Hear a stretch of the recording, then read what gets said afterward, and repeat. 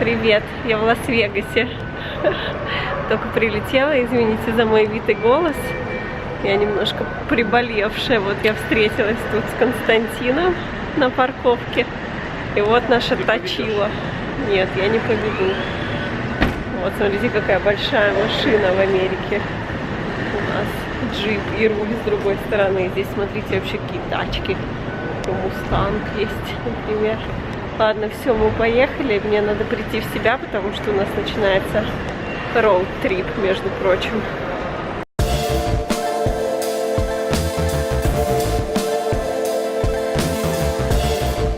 Завтрак в Америке, смотрите. Мы готовимся к нашему дальнейшему пляжному отпуску. То есть при бассейном отпуску в Лас-Вегасе и решили сесть на диету. Да. Да. Я вот еще как бы light option, а Шошка решила, что она голодная.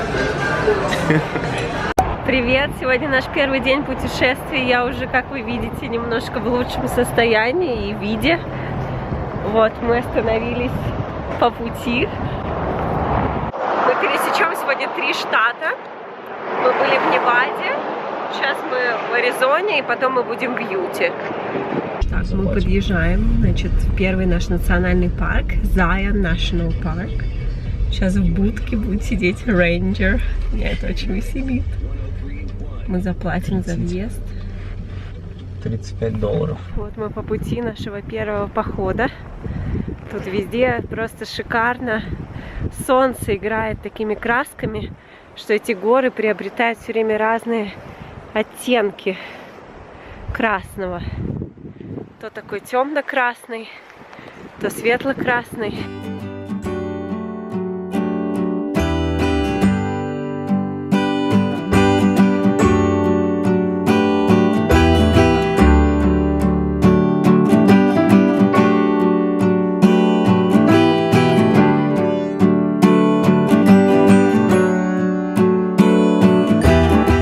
Еще одна остановка Zion Park, называется Weeping Rock.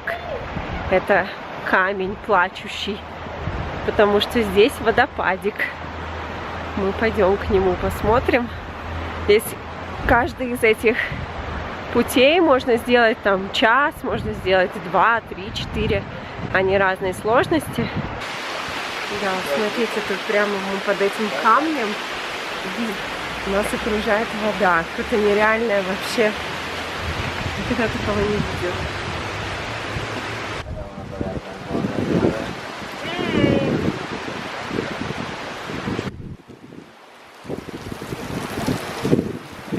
Мы вышли еще на одну остановку. Значит, эти 3 скалы, кто-то их назвал в честь как бы праотцов. Авраам, Ицхак, Яков. Правильно, да? Мне кажется, что нам в автобусе сейчас рассказывали. Вот, потому что они такие, ну, какие-то могущественные, их 3. Такая серьезная Шошечка там на заднем плане. Заворачивает. Ты научилась заворачивать что-нибудь? Да. Молодец какая. Ой, не гони так, притормози, Шошка. Всем привет! Сегодня наш второй день путешествий. Мы в месте, которое называется Horseshoe Bend. Вот мы сейчас подходим к такому очень резкому спуску. Сейчас вам покажу. Почему это называется так? Потому что река Колорадо, она огибает как бы вот тут, я не знаю, пустыню или вот это все в форме подковы. И такое вот очень необычное место. Все такое, когда солнце выходит, приобретает красный и красноватый цвет. И вообще какой-то нереальный контраст синего неба и красных вот этих камней. Просто красота. Вот мы здесь уже, не знаю, где-то полчаса. Здесь просто какие-то нереальные виды. Тут прям целый такой челлендж. Ходить и смотреть, откуда лучше сфоткать. Смотрите за мной, какая красота. Не знаю, видно или нет.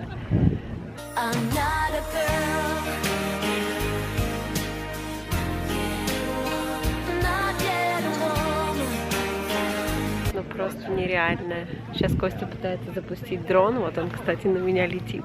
Сейчас я ему помашу, если он пролетит мимо.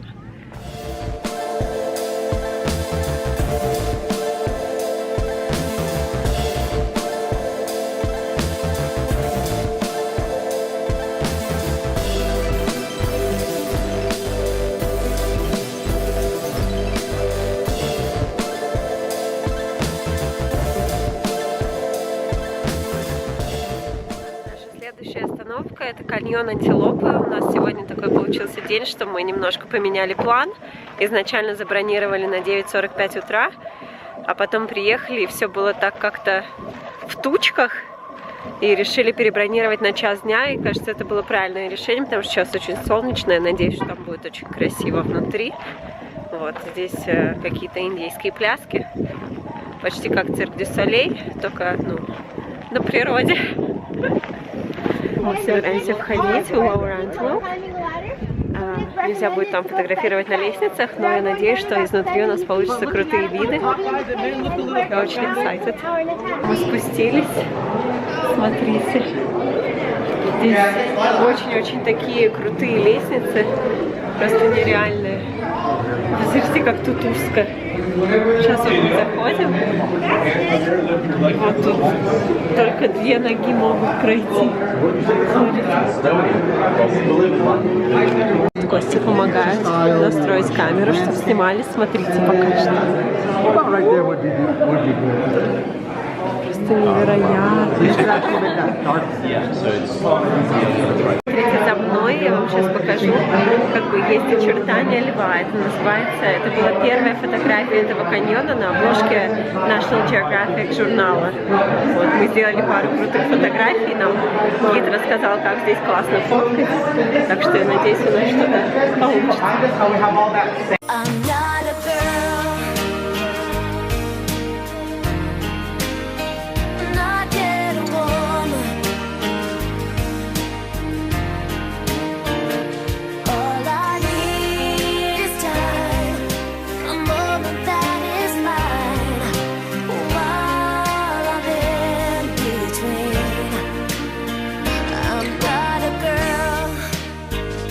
Раньше, в 80-е, когда вот этих всех не было, люди проходили вот так вот, просто вот так вот, клаймили наверх. Сейчас мы в части каньона, который называется The Narrows, то есть это самая-самая узкая часть. Они нам рассказывают, что у них в год бывает 8-9 наводнений, когда здесь все заполнено водой. То есть везде вода. Поэтому вон тут, например, видно, что есть песок, который они, вот работники этого парка, они его закидывают сверху.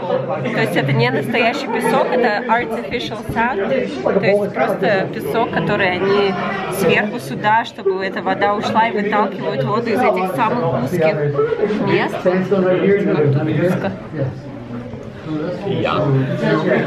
Еще очень интересно, что этот каньон стоит на территории, которая как бы это земля Native Americans. Да, это в Америке так сделано у них. Как есть земля, которая принадлежит, это как отдельное государство, как штат отдельно, так можно сказать, не государство все-таки. Поэтому каждый раз, когда он говорит, он очень отделяет как бы Америку. Видите, это заставка макбука.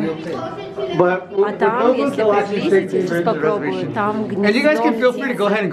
Смотрите, гнездо. А там народ фоткает. Да, в общем, только что видели заставку iPad или MacBook, я не знаю, какого-то из apple-овских продуктов. Что еще нам интересного рассказал? Фильм «127 часов». Мы спросили, реально ли тут снимали. Снимали не здесь, а в похожем каньоне, который находится где-то 40 миль отсюда. Вот. Но то, что нам показано, реально происходит, что здесь есть вот эти наводнения, которые, происходят 8-9 раз в год, и тогда реально они всех должны эвакуировать, потому что смотрите, как тут узко, и тут реально можно где-то застрять. Вот. Я застрял. Вот на камере оно все кажется одинаково, но на самом деле везде постоянно меняется цвет. Ну вот даже сейчас вы, наверное, видите, как оно становится таким темно-красным. Откуда этот цвет? Это от меня так отражает. Светишься. Впереди еще одна фигура, там мужчина делает так. Все, ребята, мы вышли из каньона. Слушайте, ну это вообще потрясающе просто. Очень рекомендую, вот именно, судя по тому, что нам рассказал наш гид, мне кажется, нам очень повезло, он был супер классный, веселый, такой нам всем делал офигительные фотографии, рассказывал, как их делать. Вот, что Upper Canyon это не так круто, как здесь, потому что вы там не получаете столько света.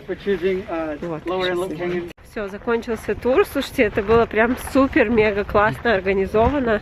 Маленькие группы, 10 человек. Все реально могли сфоткаться. И так каждому помогает, советует. Это очень круто. Да, нету такой толпы, как летом.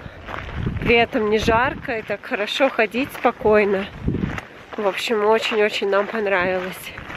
Теперь у нас дорога. Драйв. Так, мы вот едем дальше с Костиком. У меня, конечно, вид в этих влогах будет просто ужасный, но это не повод не снимать. Мы вот обсуждали. Я не стильно выгляжу. В общем, Костя переживает о стиле. Мы пытаюсь все рассказать вам, что мы обсуждали, что в Америке с точки зрения природы вообще, наверное, можно найти все, что угодно. Здесь есть и горы, и то есть в основном на всех турах, на которых мы только местные американцы, ну и японцы с китайцами, Которые везде есть. которые, да. Но я к тому, что они просто вот у них как бы туризм по стране по своей. Потому что, в принципе, здесь все есть. И очень часто они едут на своей машине, там, через 3-4 штата. Да. И везде все смотрят. Вот. Ну, как бы у них, наверное, нету вот такой архитектуры, истории и нормальной еды. Да, С едой реально проблема, потому что мы вот сколько тут, 3 дня, мы еще ничего полезного. Самая вкусная еда была то, что мы купили в Walmart, просто какие-то снакс. Да, просто вот круассаны там, орешки и бананы. У нас, кстати, бананы есть. Да, там сзади лежат. Они, кстати, хорошие еще. Да. Лицо наполовину обрезано вот так вот цветом. Костя хочет заехать попробовать наш джип на sand, на песке. Но, слава богу, пока таких нет отрезков. У нас тут в машине какая есть чисто американская еда. Beef jerky и чипсы, и водичка. И вот Костя наминает мясо. Апдейт. Мы все еще едем.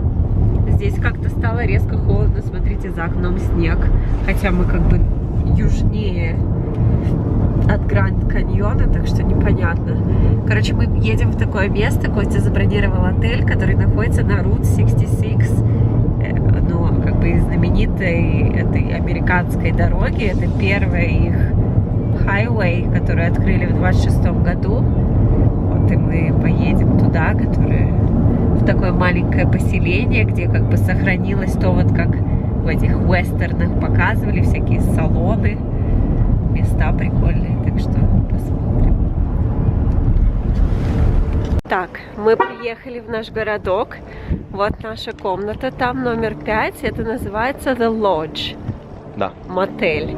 То есть у каждого тут своя комнатка с таким входом. Вообще этот городок, он как бы стилизован под то, как все раньше выглядело. Он как бы такой historic city, как вот были эти города на скоростной дороге номер 66. И вы сейчас увидите тут все такие знаки классные, как из вестернов американских. Но тут очень холодно, тут прям зима, смотрите, везде снег лежит. Вот, смотрите, вот наш отель, какая вывеска прикольная. И везде вот такие знаки, вот как этот. Сейчас вообще покажу. Мы идем, решили немножко пройти пешком, потому что все время в машине. Вот, вышли, идем в стейкхаус кушать мясо. Вот, смотрите, какая вкуснотища. У меня с mac and cheese.